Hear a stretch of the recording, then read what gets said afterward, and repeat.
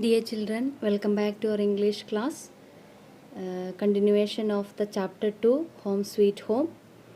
So, yesterday we have learned that Django was not satisfied with his family. He was disturbed by the children's musical instrument sound, and he is going to meet wise Eva in the village. So, up to there we had discussed yesterday. So, come to the next paragraph. We shall read and discuss it. That's enough, he said loudly, opening the door. Monica, I am going to see wise Eva in the village. Perhaps she can help me with my problem. I will be back for dinner.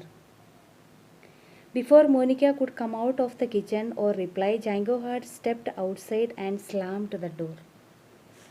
When Django said that he is going to meet wise Eva and he will be back before dinner, Monica was in the kitchen. Before she could come out and say something, Django just slammed the door. Slammed means shut the door so loudly and he went out. Django ambled towards the village, muttering, massaging his temples and kicking stones as he went. So Django ambled means walk slowly. He walked slowly towards the village, murmuring something. Muttering means murmuring. He was massaging his temples because he was having the severe headache. And on the road he was just kicking the stones and moving forward. Soon Django arrived at a pretty cottage adorned with purple and orange bougainvillea. He straightened his jacket, then knocked on the door. Very soon he reached a pretty cottage decorated with purple and orange bougainvillea. Adorned means decorated. The meaning of adorned is decorated. So the cottage was decorated with purple and orange bougainvillea. Bougainvillea is a type of flower. After reaching there, he knocked the door. Eva was small like his wife, but much older. Her white hair, parted in the middle and flowing over her shoulders, made her look a little like a witch. All she needed was a cloak and a broom to complete the picture.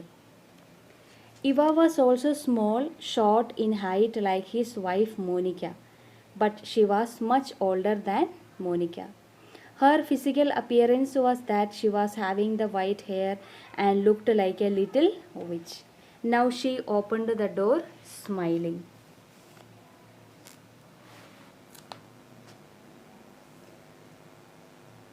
Come in, Django, she said jovially, opening the door wider. What a pleasant surprise. She welcomed Django jovially. Jovially means happily. And said, what a pleasant surprise. Good evening, Eva, mumbled Django, forlornly. It's been a long while. Django also greeted, and sadly he murmured and said that after a long time. Mumbled means murmured. Forlornly means sadly. So sadly he said, yeah, it's a after a long time we are meeting.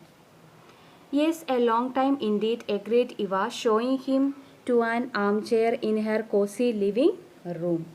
She also agreed that after a long time they were meeting, and she offered him the armchair to be seated in the cozy living room. Cozy living room means very warm and comfortable living room. Did you sort out the problem with your vegetable patch? There was a conversation between Eva and Django, and she asked Django that the problem he had earlier, whether it is solved or not. It was a problem of the vegetable patch. Vegetable patch means vegetable garden. Yes, replied Django.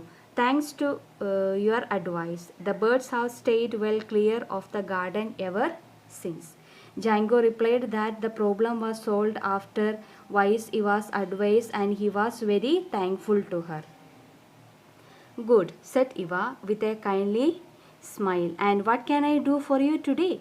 Your expression tells me there is something on your mind, Django. Eva was happy to hear that his problem was solved, and today By seeing his face expression, she understood that Django was in trouble. Well, there is Eva, sighed Django, gazing at the embers in the fire. I am not a wealthy man, Eva. I have barely enough to feed my family. However, I simply can't go on like this. Go on like what? Asked Eva, settling down.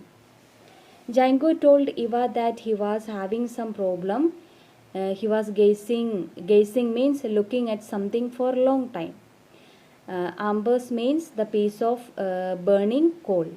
So he was just continuously looking at the ambers and said, I am not a wealthy man and hardly am able to feed my family. And he said simply, I don't want to live like this. Go on like what? Asked Eva. And she sat close to him and asked, go on like what? What do you mean by that? So, this is the end of our class, today's session. So just read and understand it. This is easy to understand the story. So rest of the paragraphs we shall continue tomorrow and we shall finish it. Take care and thank you.